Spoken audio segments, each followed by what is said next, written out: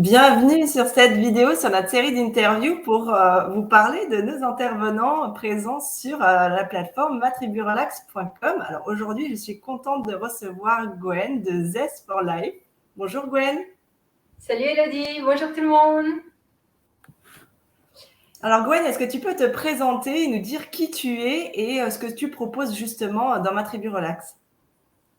Alors, moi je suis professeure de yoga. Ça fait maintenant plus de 2 ans que j'enseigne le yoga et plus de 5 ans que je le pratique.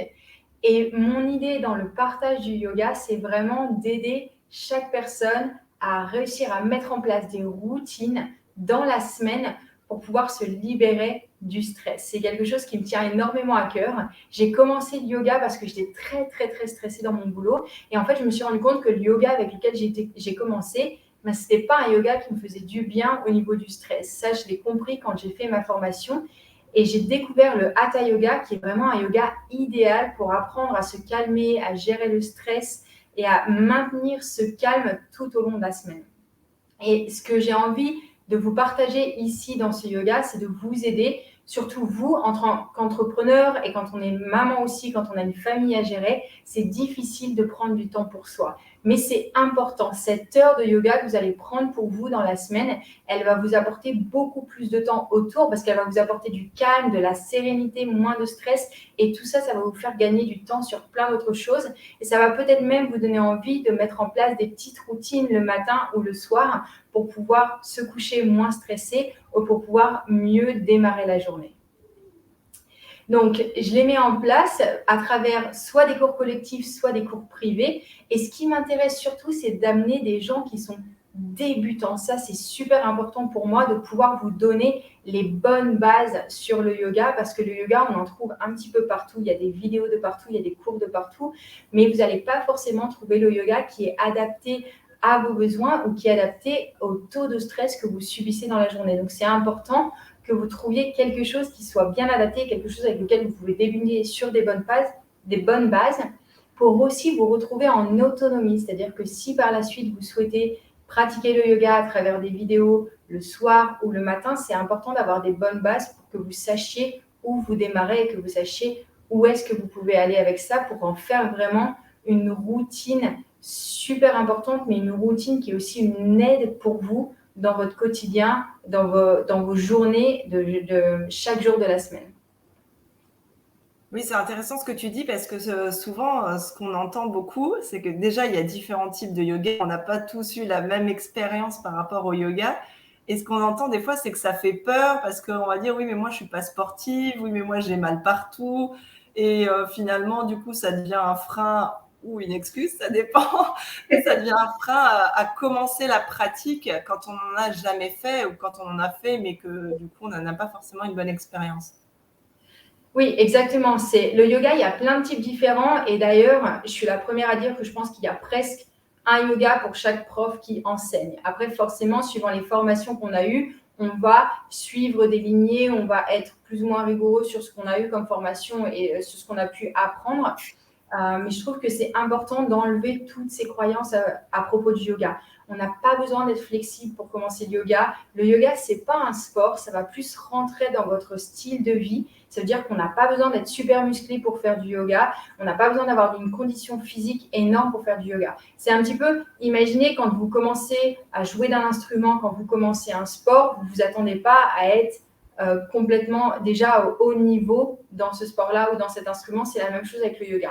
L'important, c'est de commencer et de voir qu'est-ce qui marche sur votre corps. Il y a des personnes qui vont préférer un yoga qui est plus dynamique et fluide. Il y a des personnes qui vont préférer un yoga qui est plus lent. Alors attention, yoga lent, ça ne veut pas dire yoga très calme. Ça peut être aussi un yoga qui est très exigeant, mais où on bouge beaucoup plus lentement dans les postures.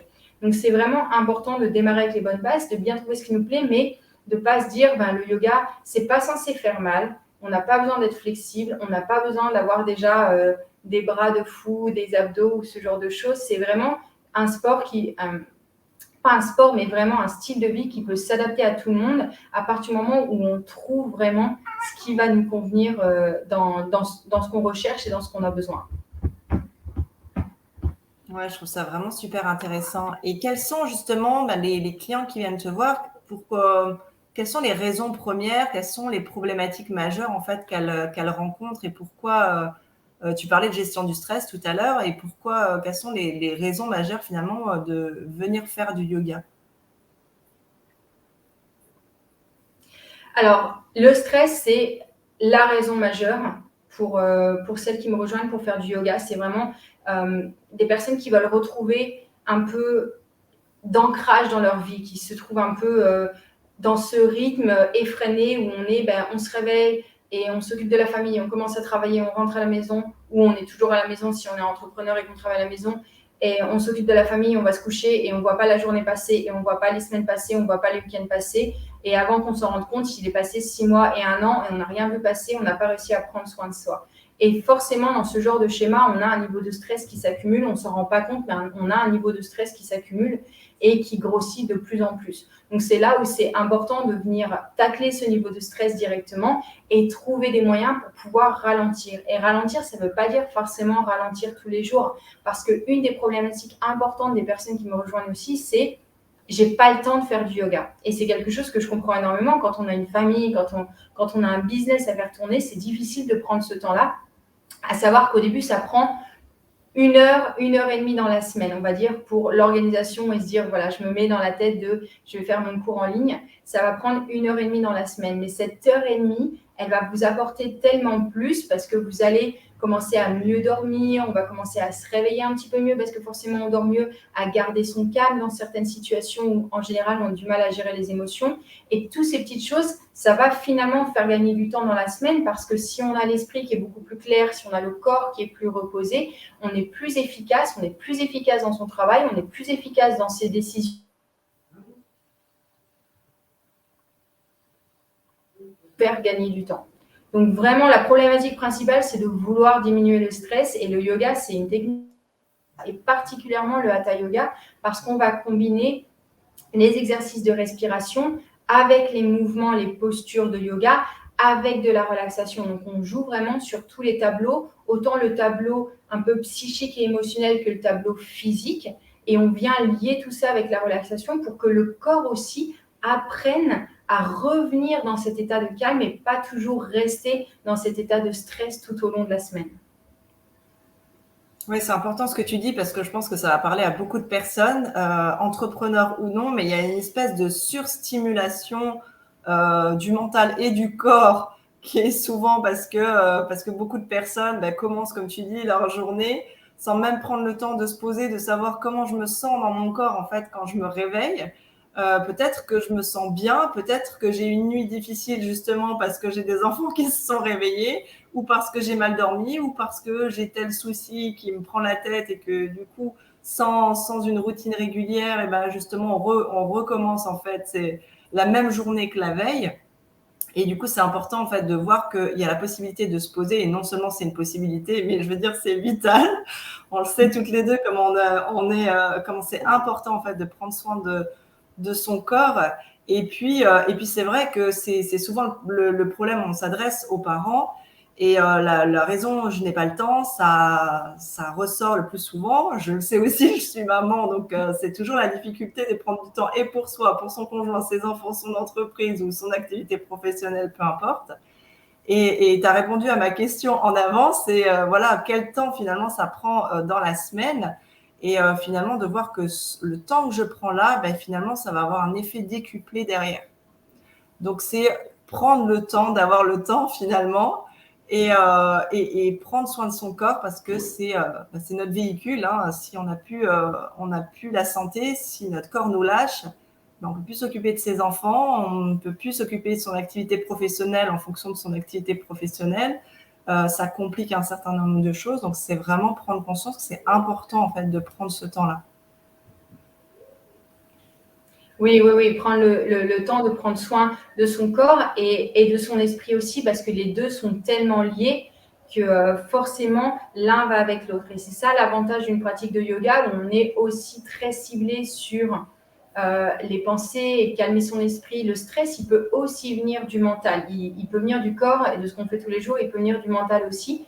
Donc, c'est important d'avoir cette pratique qui fait le lien entre le corps et l'esprit et qui va vraiment englober les deux pour que les deux puissent diminuer, prendre le temps et voir ces petits moments où en fait on redécouvre qu'on a plus de temps dans la semaine, qu'on peut créer 5 minutes ici et 10 minutes là, et que 5 minutes, ça peut faire la différence sur apaiser la journée entière, apaiser tout le monde, apaiser toute la famille, apaiser soi-même vis-à-vis de son activité pro, vis-à-vis de doutes, vis-à-vis de son business. Et l'impact, il est aussi rayonnant sur la famille qu'on a autour de soi, parce que si on arrive à gérer mieux ses émotions dans des situations où on a du stress ou des situations où il y a un petit peu des conflits, forcément, il va y avoir aussi un effet miroir en face de soi avec le ou la conjointe ou avec les enfants, et ça va aussi aider. Donc, c'est vraiment un début, quelque chose qui grandit et qui va forcément grossir et un peu s'étirer partout, tout autour de soi, en fait. Ouais, complètement. Et puis les enfants adorent le yoga, quoi. Donc rien qu'en le faisant pour nous, bah, ça peut être un jeu après de faire quelques mouvements avec eux. Donc c'est vraiment chouette. Et la dernière question que j'ai envie de te poser, c'est est-ce qu'il y a des contre-indications au yoga? Contre-indications sur certaines postures. Par exemple, il y a certaines postures où on va faire attention sur des problèmes au niveau des cervicales, on va faire attention sur de l'hypertension, sur de la forte anxiété, on va faire très attention sur les exercices de respiration, de ne pas faire des exercices de respiration trop rapides ou pas trop de rétention de souffle, pour laisser le temps à l'anxiété de diminuer et de pouvoir progresser sur la respiration. À part ça, le yoga, c'est quand même adaptable à tout le monde. Alors après, suivant les conditions, ça peut être difficile de suivre dans un cours collectif, mais là, c'est important d'échanger avec le prof qu'on a en face de soi, en fait, pour voir est-ce que le cours collectif, il est adapté, ou est-ce que des fois, ça vaut vraiment le coup d'aller en cours privé et d'avoir quelque chose qui est hyper adapté à soi, où on peut vraiment avancer à son rythme et adapté aux problèmes qu'on peut avoir sur soi. L'important, c'est que ce ne soit pas quelque chose qui crée un nouveau stress ou qui crée une nouvelle frustration. Il faut que ce soit vraiment adapté à ce qu'on a besoin et que ça nous apporte quelque chose. Donc, c'est là où il faut vraiment bien échanger avec l'enseignant qu'on a en face de soi pour expliquer les conditions qu'on peut avoir et voir comment on peut adapter une séance collective.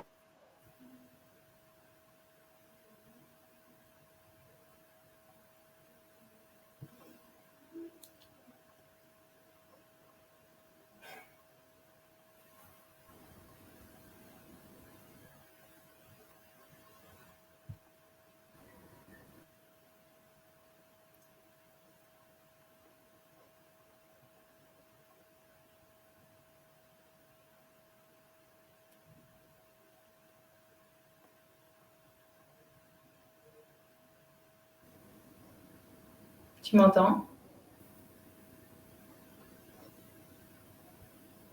Ça y est, c'est revenu. La connexion.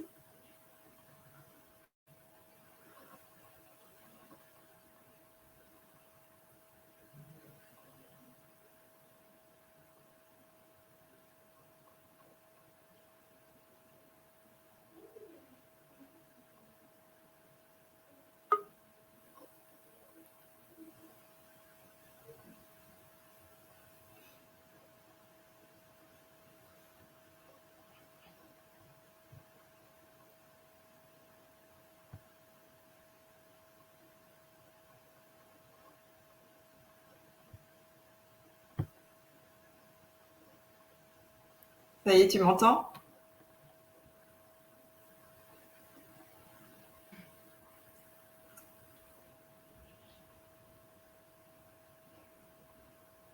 Tu m'entends, Elodie? Oui, moi je t'entends. Ouais.